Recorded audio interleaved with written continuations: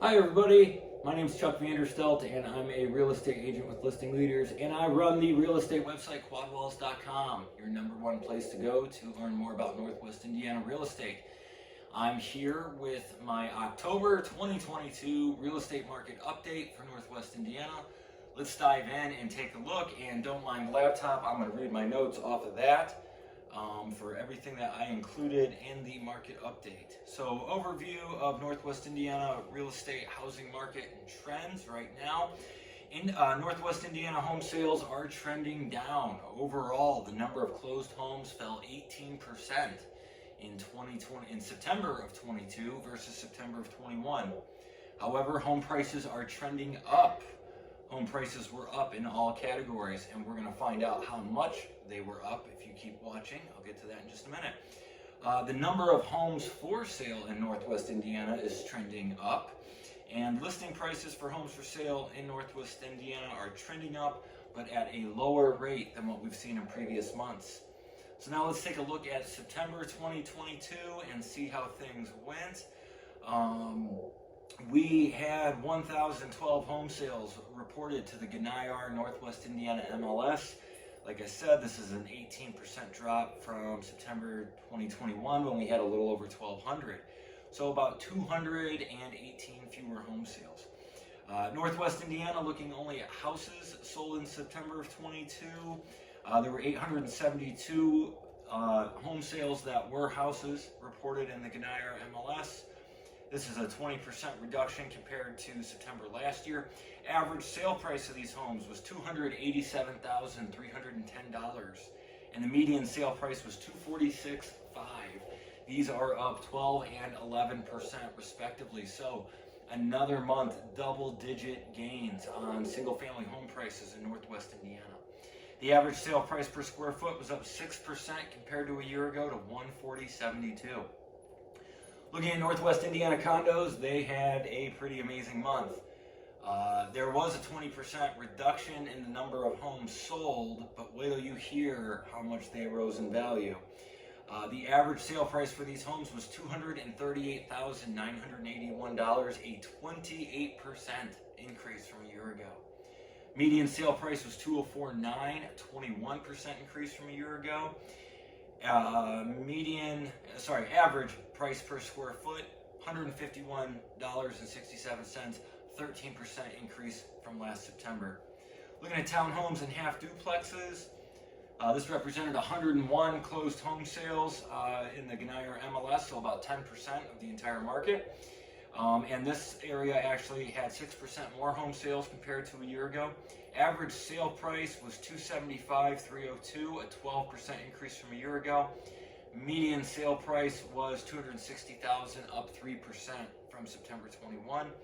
Average sale price per square foot, $166.49. Lastly, I like to look at the luxury market. Luxury homes is anything that closes over $500,000. That's because homes over $500,000 typically make up 10% or less of the Northwest Indiana real estate market.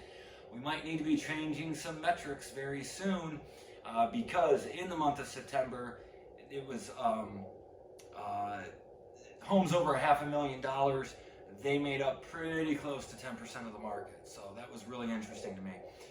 Based on historical patterns, I'm jumping to the wrong part. Average sale price of luxury homes, and this is all home types, houses, condos, townhomes. Average sale price of these was $702,648. The median price was $631,000 even. These are both up 2% compared to a year ago, which we usually see luxury home prices climbing at a slower rate than everything else. So the plus 2% is actually pretty good. Average sale price per square foot was $196.90, up 5% from a year ago. Current homes for sale in Northwest Indiana. So now taking a look at what we have for sale. We had a little over 1,900 homes for sale to start October. This represents about a 50-day supply, which is a 39% increase from where we were a year ago when we only had a 36-day supply of homes for sale. Looking only at houses, the average list price of houses fell. That's right, the average list price of houses fell 1%. To $366,549. This is the first month in I think over 2 years that the year over year, looking at the specific month, there was actually a negative. The median list price, though, increased 3% to $300,000. So I like to end these videos with some forecasting and some advice. So let's get into the forecasting. Forecast, I believe prices are going to stabilize, but man, I've been saying that all year long and it hasn't happened. So what do I know?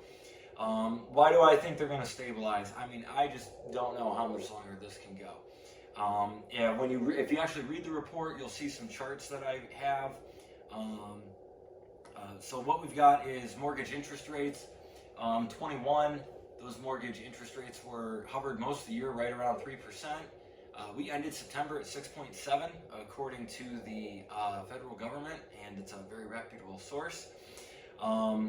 So we've got an interest rate that's quite a bit higher, more than double than what we were seeing in 2021. What this is doing is really affecting the cost of borrowing money. I have an example here. Say you borrowed $300,000 in 2021 at a 3% interest rate, 30-year fixed rate loan. You have a house payment, well, a principal and interest payment of $1,265. Now say you take that same $300,000 borrowed amount, you borrow it today at 6, even though I know we ended September at 6.7. Let's say you borrow that at 6. Your principal and interest repayment is $1,799. So we're looking at over a $500 increase to borrow $300,000. So I don't know where home buyers are going to have the budgetary bandwidth, because the other thing that I like to look at is the U.S. personal savings rate. U.S. personal savings rate is extraordinarily low right now. Most times savings rate's kind of between like 6-7%. You start getting around 5, we start getting into some trouble. Since March, we've been between 3 and 4%, meaning people are saving all across America, and the average U.S. savings rate is 3 to 4% of someone's earnings. That's pretty terrible. These are the lowest savings rates we've seen since immediately before the Great Recession in the late 2000s. So it's everything I see that is pointing towards is these home prices. I really think they're going to stabilize. Soon we're going to start coming up against really high year-over-year figures for a third consecutive year. I think that's going to be a challenging hurdle. You've got the high interest rates affecting the cost to borrow money, and you've got just a clear sign that the U.S. consumer is not saving near as much money as they once were. So if their budget is already stretched, why do we think they can afford more in their budget? It doesn't make a lot of sense. Another prediction I see is volume continuing to remain low. We had some months since I think June where the year over year was less units. It was always like 9 to 10%, 11%. This month for September, we broke all the way down to 18% fewer units compared to the same month a year ago. I think that trend continues. I think we see months with anywhere from 10, 15, 20% below. If those interest rates really continue to take off, we could maybe even see like 25% lower volume. That really would not shock me. The reason that we're seeing falling volume too, I like to give something to back that up. It's coming from two areas. Your first area is your current homeowner. Your current homeowner, whether they want to make a move or they kind of need to make a move, is really reluctant right now. Something just feels not smart about trading in a 3% mortgage for a 6.5%, 7% mortgage. I really wish more consumers would break that down a little bit more, because just because a percentage rate is flashing at you, sometimes you really need to make a move.